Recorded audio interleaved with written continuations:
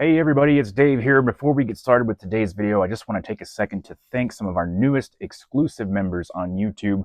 We've got Dave Winstead, Wyatt Earp, and Marvin Fontenot. I hope I'm saying that right, Marvin. Thank you so much for your support. It means a lot to us. We've also got Ken Murillo and Rick Johnson, who have just reached the 1-year mark of membership. Thank you so much. You are the biggest fans of the channel. We definitely appreciate your support. And now, let's get on to today's video.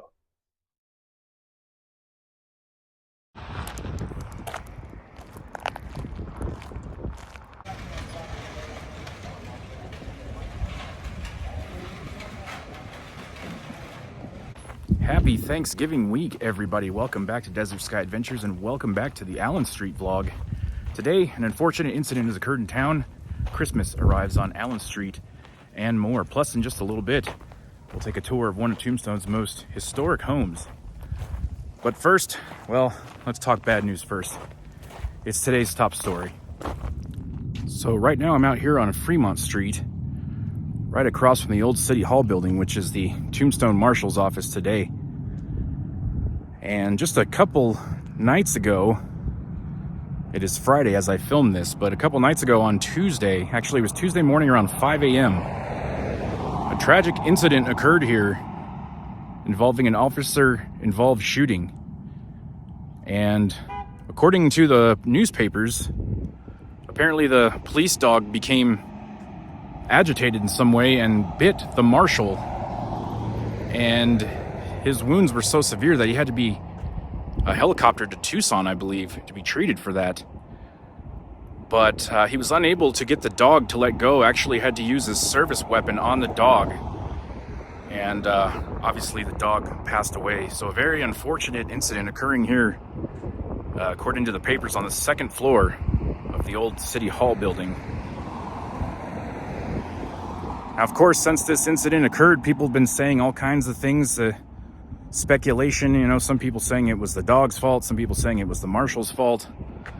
I'm not going to speculate because I have no idea what occurred, but there is going to be a thorough investigation done, which I imagine will probably take a good amount of time.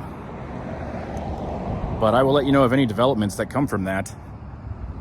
One thing I can say is I don't believe I've ever met this marshal or the dog. When I was doing videos with the marshal's office, I don't know if they were working for TMO at the time, but I know I never met either one of them. And another thing I will say is that this kind of event is not as rare as you might think. These things do happen. I looked into it on Google, and there are a fair amount of instances where an officer, for one reason or another, had to shoot their canine partner, unfortunately. So I would just say to reserve judgment on this until the investigation is complete. I know a lot of people are, rumors are running and speculation is definitely high, but at this point, all we can say is we wish the marshal a speedy recovery, and we'll see what happens. And a bit of a follow-up to the last episode, but I was able to speak with event organizer Kenny Palco this last week, who did confirm that Tombstone Redemption 2.0 is a go for Halloween weekend of 2025. Not many details as of yet, but I'm told it's going to be quite a bit different from the first event. I'm definitely looking forward to seeing how it turns out. We'll keep you updated when more details become available. We've got some good news for people who might be in town on Thanksgiving Day over here at the old Tombstone theme park. They will be doing a comedy gunfight show on Thanksgiving, actually at noon. So if you come here on Thanksgiving Day, a lot of things are going to be closed, but they will be doing a show at noon, and there's also going to be 2 trolley tours that day, which loads right over there. So if you happen to be in town on Thanksgiving, be sure to check it out. And bad news this week for fans of gelato, as it looks like the Pussycat Gelato shop across from the OK Corral has closed their doors. I gotta say, I only went into this gelato shop one time. I actually filmed it for a prior Allen Street vlog when they first opened, but unfortunately they appear to be gone. Well, Thanksgiving is almost here, but Christmas has officially arrived in Tombstone. One of my favorite times to be in town. I really love the way that everyone gets all decked out for Christmas, and always a nice time of year. But the annual Tombstone Christmas tree has made its way back to the intersection near 5th and Allen Street. This year's tree is looking really good. I think it looks better than the last couple of years, and we're looking forward to seeing it lit the day after Thanksgiving. I won't be able to actually make that event, but we will put out a Christmas video checking out the sites around Tombstone in early December.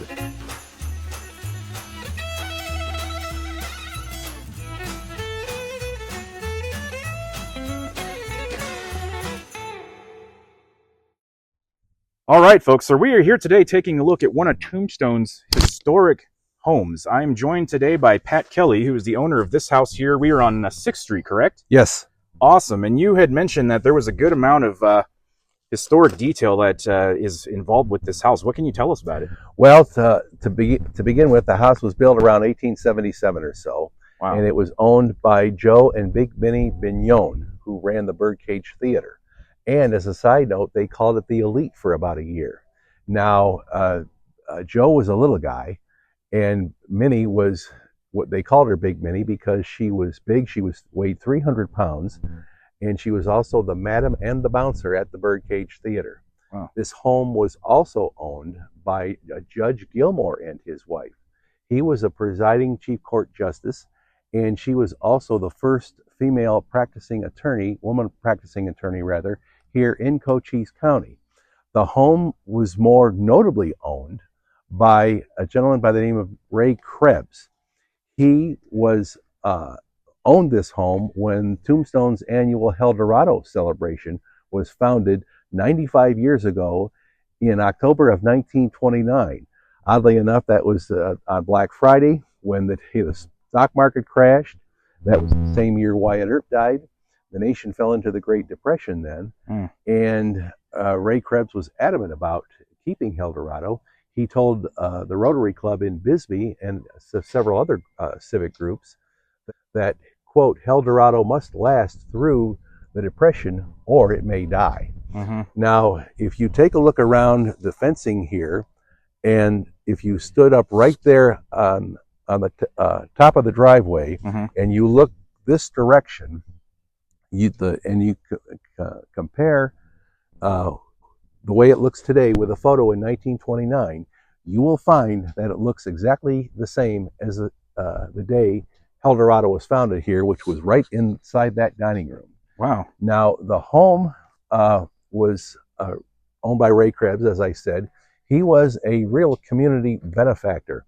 He is in the Guinness Book of World Records driving to and from the most miles to work every day to Lowell, Arizona, because he owned 2 car dealerships there, a Chevrolet and a Ford dealership, and I have the decals, for both those dealerships. And if you go to Lowell or Lower Bisbee today, and you look at the building, which is across from the Bisbee Breakfast Club, you'll see the sign that says Krebs Auto Dealerships. That sign still exists there today. Yeah, I've seen that. Still stands. And Ray Krebs also owned a garage where the Historama is now. All right. And if you compare, if you go to the emergency room of the Canyon Vista Medical Center, the hospital in Sierra Vista, and you go into the lobby of the emergency room, you will see a photograph of one of the garage superimposed on a modern day photo, which is where the current Historama is now, right next to the entrance to the OK Corral. Yeah. He also owned a real estate office on 4th Street, on the east side of 4th Street, between Allen and Tough Nut, where the current ice cream shop is. He was also the worshipful master of the King Solomon Lodge in Tombstone, which meets on the 2nd floor of Shefflin Hall the first Monday of every month. And he was also on the school board, Tombstone Unified School District Board number 1 in 1922 when the old Tombstone High School was built. There's a lot of ties here, and as you can see, and like I say, if you take a look at the landscaping, the fencing, and the painting of the home, it looks exactly as it did the year Helldorado was founded. Mm-hmm. This octagon-shaped area here is where the I'm going to plan on putting a start of a rose bush from the Lady Banksia rose tree at the Rose Tree Museum on the corner of 4th and Tough Nut. Right, the giant rose bush. The giant rose bush there, yes. The reason I want to do that, Dave, is because of the fact that Burton DeVere's family, who owns the Rose Tree Museum, his grandmother was on the original Helldorado committee. And I'm also looking down the road at having a rededication of the home and property for the 100th anniversary of Helldorado. Wow. As soon as everything is done. The house has been, it's had quite a few extensive renovations. When my mother got the home, she put $320,000 into the place, and I've got an estimated around or more, a little more than $150,000 in it right now, I believe, according to my record. The chimney is painted white on black. That symbolizes money, because this was a well-to-do area in Tombstone back in the 1880s. Its heyday of its history, when it was synonymous for Western expansion mining. The house itself is painted in white and, of course, green. Emerald green, as you can see, accented on the soffits with gold, and the ceiling is painted a teal blue, and the porch is a half wraparound porch is a decked gray. Now, if you want to step onto the porch here for a minute, we can get a close-up of something I'll show you in the back. So this is how it looked like when it was first built, these colors. Pretty much. Wow. Pretty much. The accenting is a little bit different, and the ceiling was natural teak, but because of the fact that it was so old, we felt it best to preserve it by this color, which was a natural color painted in a lot of historic homes around here. Very nice. And like I say, right now the project, I have to be honest with you, is not completed yet. But once it is, I'd like to have you come back and maybe do an update. Yeah, let us know. Look at that view.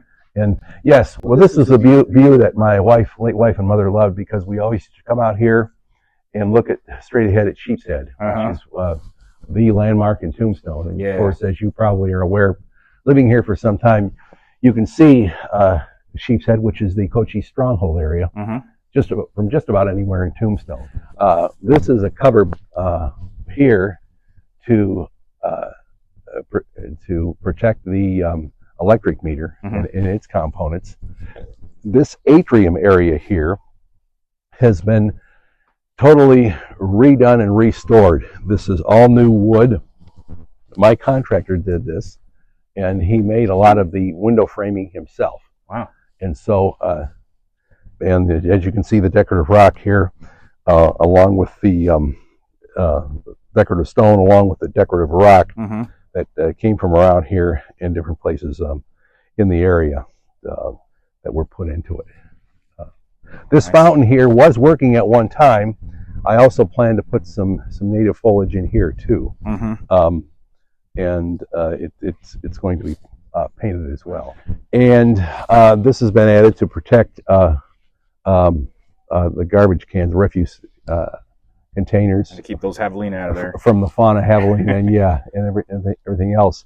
That pump house there also is going to be operating a jacuzzi, which is eventually going to go in there too. So you can see the fencing back there. That's all brand new. Some of this fencing is from the old fence, the pickets that were able to be saved, and to help accent the property as well. But definitely a nice place. Yes, it is. Like I said, the place is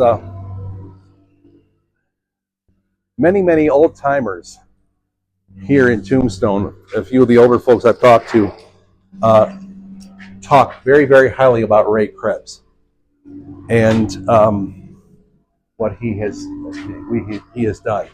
Now, I hope you brought your GPS with you, because in the house here, this floor, part of the kitchen floor, the part we're standing on, is concrete underneath. I had the old linoleum ripped out, and this wood laminate, as you can see, is installed. The inside of the home has been completely repainted, as it was when my mother painted it the first time. This wooden floor here, which we thought was going to be one of the toughest ones to restore, was one of the easiest ones, because when the carpeting was ripped out, the wall-to-wall carpeting was taken up, we found masonite underneath it. And so the masonite was taken up, and this was easy to restore.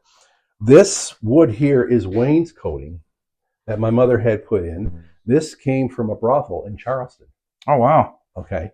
And the wallpaper that you see all around the house was done by my mother when she was in her 80s. Wow. This is a great room. She wallpapered our home in Toledo, Ohio, where I'm from originally. And she did all that herself and most of the painting the first time here. But there were quite a few leaks, and there was some water damage from a lot of holes that were on the roof. Right. When Mario Gandolfo painted the roof, he patched all those holes, including a great big gap that was on the east pitch of the roof, where a lot of rain was coming in, and of course it leaked into the kitchen severely. But it was able to be patched, and now it's all sealed properly. My mother also stained this trim as well, and she kept the pass-through for formal dinners where meals could be passed through the kitchen here to the formal dining room.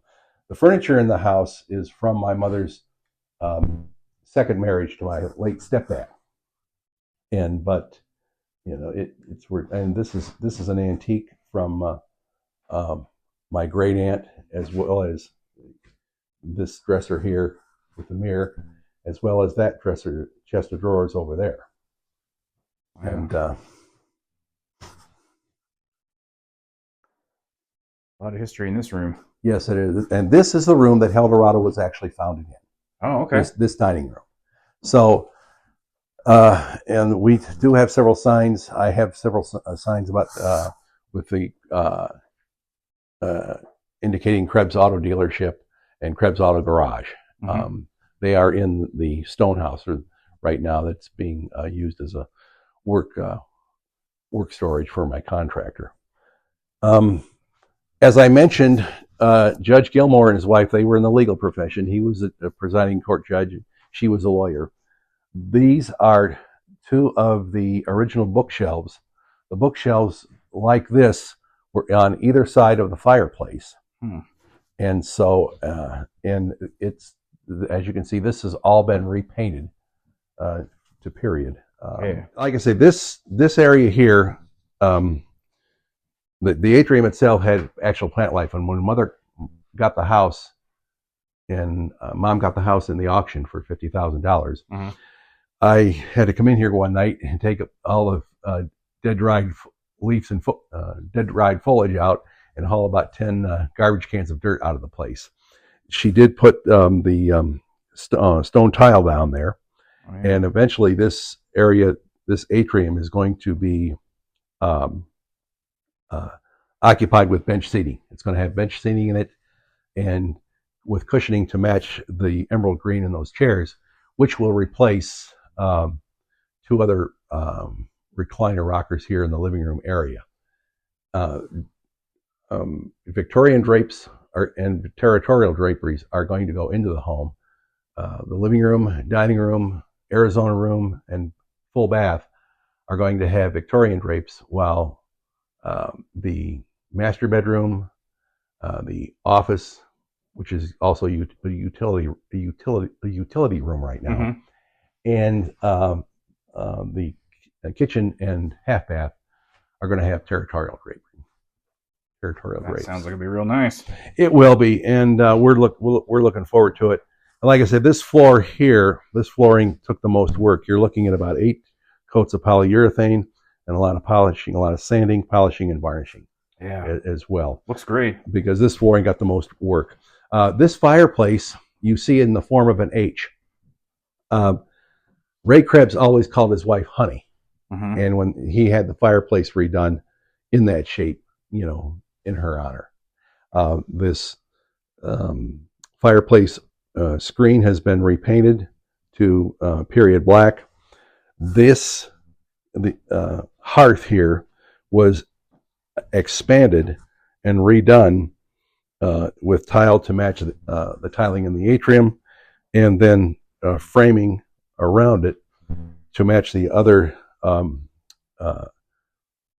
threshold framing and the trim around the rest of the house, which my current contractor made himself on his lathe. All custom stuff. Yes, and a lot of it was custom.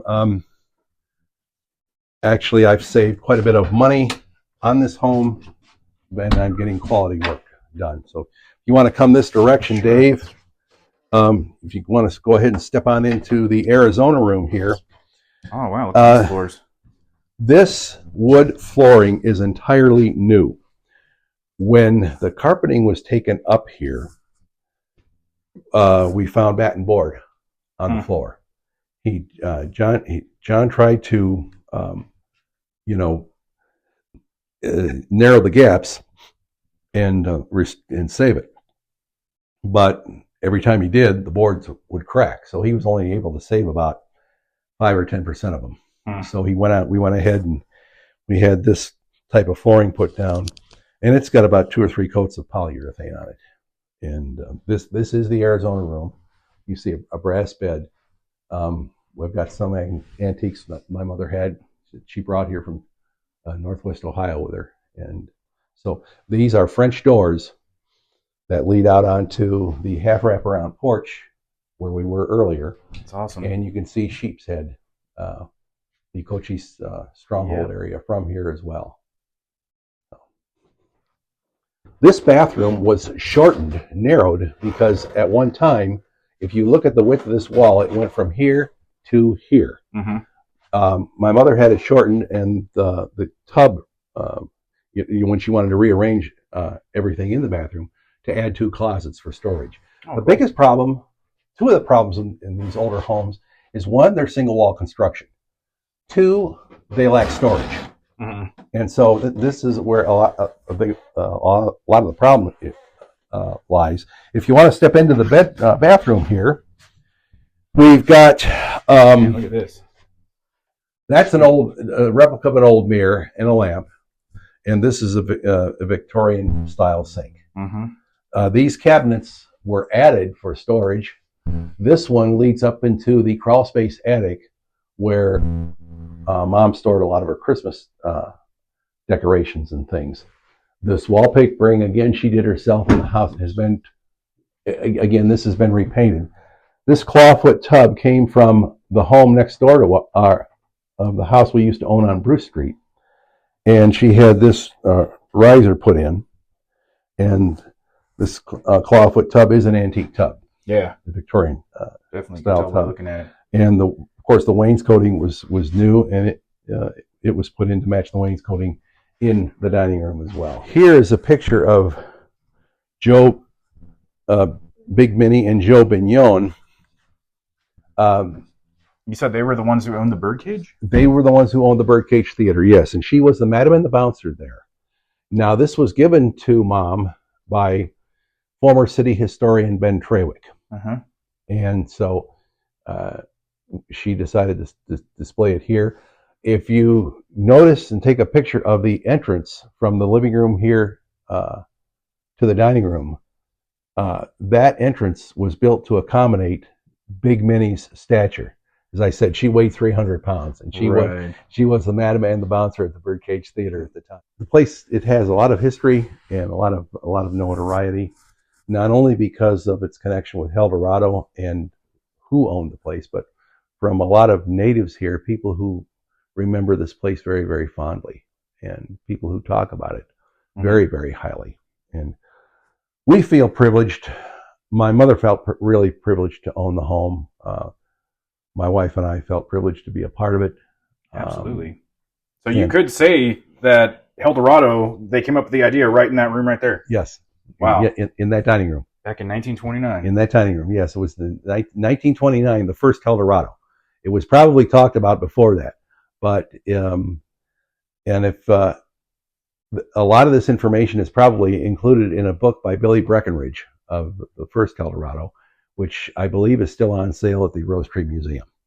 So, but no, the home itself is really has a lot of history and a lot of notoriety, and residents speak of it fondly. And people today, when they ask me what I've been doing lately since I've been back full time, I told them, I said, well, I'm restoring the house, and so I tell people, come on by and look at it. And they're really, really pleased with it. But the home has really been a godsend. It's been well worth the effort.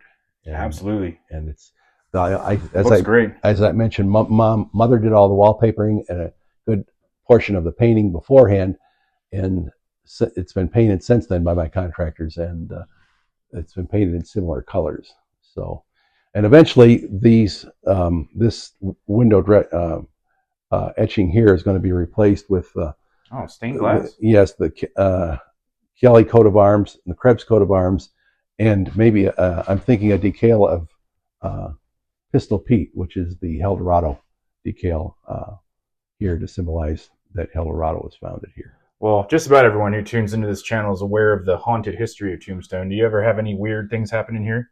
Believe it or not, yes. Figure a house this old, there's got to be some. I'll never forget my my late wife was psychic, and she was could converse with those in the hereafter. And she would tell us quite a few things about the spirits and the apparitions who stayed here. One saying here in Tombstone is, spirits never venture far from their departure point. Mm-hmm. And so when one day they were sitting in the living room, and Mom heard some rumbling up in the attic. And she looked at Anne Marie, and she said, my late wife, and she said, what's going on? She said, it's the Krebs. They're packing and leaving. Well, I don't want them to leave. They can stay. Well, you've got to tell them that. Mm. And my mother, whose name was Bernetta Kelly Radecki, told them, don't leave. You can stay. And they stayed. And the noise stopped. And they stopped. They stopped. The noise stopped. And they've been here off and on ever since. And there are others apparitions here too. I hear them every so often at night, mm-hmm. and things. But and of course they're there to help. They're there to offer advice if people need it. Mm-hmm. And we have believed very, very strongly in the paranormal and in the life hereafter. Yeah, I think anyone who lives here for a good amount of time starts going that way after a while. And you do see it because of the fact that it is prevalent, and it's something that you really don't want to deny. And if you are open-minded enough, I feel anyway, if you're open-minded enough, that they're there to help you. And they will help you. And it's been the case with the Krebs here. And the home we owned on Bruce Street was the home where the victim spent the evening in the earthen basement there after the gunfight. Mm. And that home was owned by Watson Tarbell, the undertakers at the time. And on every October 26th, in that evening, about 9 o'clock, you could hear and see the apparitions of the undertakers loading the bodies onto the hearse, the Black Mariah, which is mm-hmm. on display in the Birdcage Theater. Yes. And being taken out to Boot Hill for burial. Wow. But that is awesome. Well, Pat, you have an amazing home. Thank you very much for showing it to us. And this is King, right? This is King. Here, little buddy. He's made a few appearances. He's been a lot quieter since you picked him up, so that worked out great. Yes, it did. But yeah, thank you very much for showing us the place. I appreciate it. This is awesome. You're very, very welcome. And make sure to let us know when you get the renovations done. We'd love to come back and see how it looks when it's finished. I definitely will, because that's when it's really going to be set off and really highlighted. I definitely will let you know when it's all completed, and maybe you can even do some filming when we hold the rededication party for the 100th Helldorado celebration. And let me know. I will definitely do that, Dave. And thank you for having me on Desert Skyline Adventures. I really appreciate it. And I want to thank Colleen Freeman Scott, my late wife's dear friend, and a lady who I've sponsored in the Tombstone Vigilantes, for mentioning this home and myself to you for this program. Very good. Yep, I know her. She's a big fan of the channel, so that all works out great. Yes, it does. I'm glad she was able to do it for you. Perfect. All Well, right. thank you very much. Thank you. I want to take a second again to thank Mr. Pat Kelly for giving us a tour of his very historic, very awesome home here in Tombstone. Thank you very much, Pat. We can't wait to see how it turns out once the project is complete. All right, folks, it's now time for the viewer comments section. These are comments sent in by you, the viewers, on the Desert Sky Adventures Facebook page. Let's see what we have this week. Terrence Bordas says, is the Christmas bow or whatever it is still on the light pole? David Davis says, could they freshen it up, please? Last time you filmed it, it was fading pretty bad. Well, yeah, it was fading pretty bad, but it's been there since last Christmas. That's Christmas of 23. And with the new decorations put up for Christmas 24, it has been given some new life. And as you can see here, it looks pretty good. The Tombstone Christmas lamp pole lives on. Ellie Meerlevelt, I hope I'm saying that right, Ellie, from Amsterdam, longtime fan of the channel, writes in, love your vlogs, Dave. I love to see your vlogs. If it is the same, no problem for me. I love Tombstone. Hey, thank you very much, Ellie, for your support. I appreciate you. Colonel Joseph J. says, perhaps it would be entertaining to read all of the historical plaques on Allen Street on one side one week and on the other side the next week. Not a bad idea. Terry Campbell says, I, for one, am pleased you're doing the Allen Street vlog again. I don't care if it's the same old thing. When the same old thing is Tombstone, that's good enough. Thank you very much, Terry. I appreciate you. Beverly Chandler Mitchell says, love all you do. Have been out there several times, but just can't get enough of that area. Getting kind of old to get out there again, but it is on my bucket list and maybe meet you. Well, Beverly, if you come out to Tombstone, I'm pretty sure I'll be here.